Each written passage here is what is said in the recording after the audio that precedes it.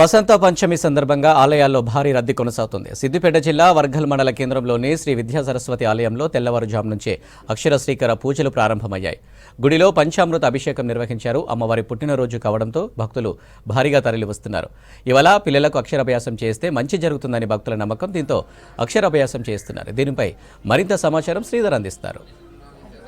వసంత పంచమి సందర్భంగా సరస్వతీదేవి ఆలయాలన్నీ భక్తులతో కిటకిటలాడుతున్నాయి. ఉదయం నుంచి కూడా ఈరోజు ప్రత్యేక పూజల్లో పాల్గొనేందుకు కూడా భక్తులు చాలామంది వస్తున్నారు. ప్రధానంగా ఉమ్మడి మెదక్ జిల్లాలోని ఇటు సిద్దిపేట జిల్లాలో ఉన్న వర్గల్ సరస్వతీదేవి ఆలయంలో భారీగా భక్తులు వస్తుంటారు. ఈరోజు వసంత పంచమి రోజు అక్కడ అక్షరాభ్యాసాలు కూడా జరుగుతుంటాయి. ఈ నేపథ్యంలోనే ఇక్కడ ప్రత్యేకమైన ఏర్పాట్లు జరుగుతుంటే వేలాది మంది భక్తులు ఇక్కడికి తరలి వస్తుంటారు. దాంతోపాటు ఇటు హైదరాబాద్ సమీపంలో ఉండడంతో ఇక్కడ ఎక్కువగా ఏదైతే ఆ సుదూర ప్రాంతాలు ఏదైతే బాసర కావచ్చు ఇతర ప్రాంతాల్లో ఉండేటువంటి అమ్మవారి ఆలయాలకు వెళ్ళలేని వారంతా కూడా ఇక్కడికి చేరుకొని ఇక్కడ పూజలు చేస్తుంటారు. దాంతోపాటు ఈ వర్గాలతో పాటు సిద్దిపేట జిల్లాలోని చిన్నకోట మండలంలో అనంతసాగర్ సరస్వతి ఆలయంలో కావచ్చు, ఇటు మనం సంగారెడ్డిలో ఉన్నటువంటి కంది ఆలయంలో కావచ్చు, ఇటు ఫసల్వాది, దాంతోపాటు నారాయణఖేడ్లో ఉన్నటువంటి పంచవటి సరస్వతీదేవి ఆలయాల్లో కూడా ఈరోజు ఉదయం నుంచి కూడా భక్తులు ఏదైతే వసంత పంచమి వేడుకల్లో పాల్గొనేందుకు వసంత పంచమి ఆ సందర్భంగా ప్రత్యేక పూజల్లో పాల్గొనేందుకు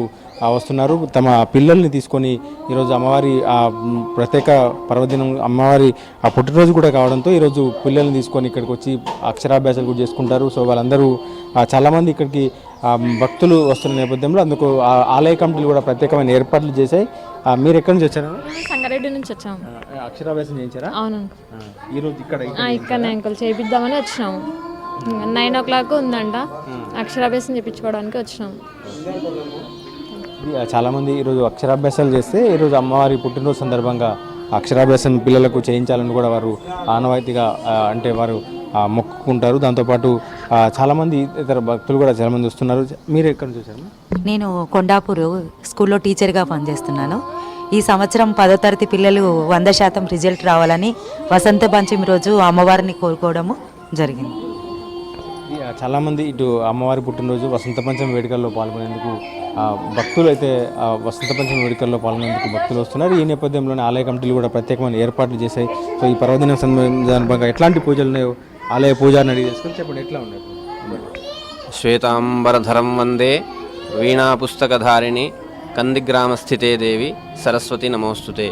ఈ యొక్క కంది గ్రామంలో వెలిసినటువంటి ఈ అమ్మవారు చాలా విశేషమైనటువంటి ఫలితాలను ఇస్తుంది. ఇక్కడ ఉదయం నుంచి పంచామృత అభిషేకము, మరికొద్ది క్షణాల్లో అక్షరాభ్యాసాలు కూడా ప్రారంభమవుతున్నాయి. భక్తులకు కొంగు బంగారమై అమ్మవారు వెలిసి ఉన్నది.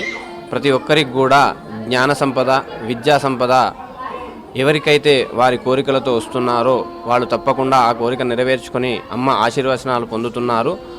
వీళ్లకు ప్రత్యేకంగా వీసా వాళ్లకు, ఉద్యోగస్తులకు, విద్యార్థులకు అందరికి కూడా అమ్మ యొక్క ఆశీర్వచనం ద్వారా విశేషమైనటువంటి ఫలితాన్ని పొంది ఈ యొక్క అమ్మవారి కరుణ కటాక్షాలు వాళ్ళు పొందుతున్నారు.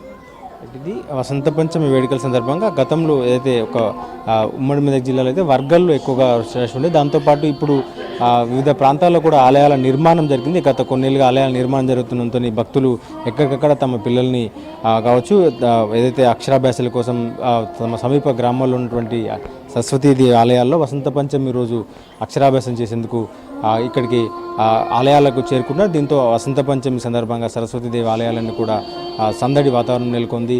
ఉదయం నుంచి కూడా భక్తుల రాకైతే పెరిగింది. కెమెరామెన్ రాజుతో శ్రీధర్ వీస్కి సంగారెడ్డి.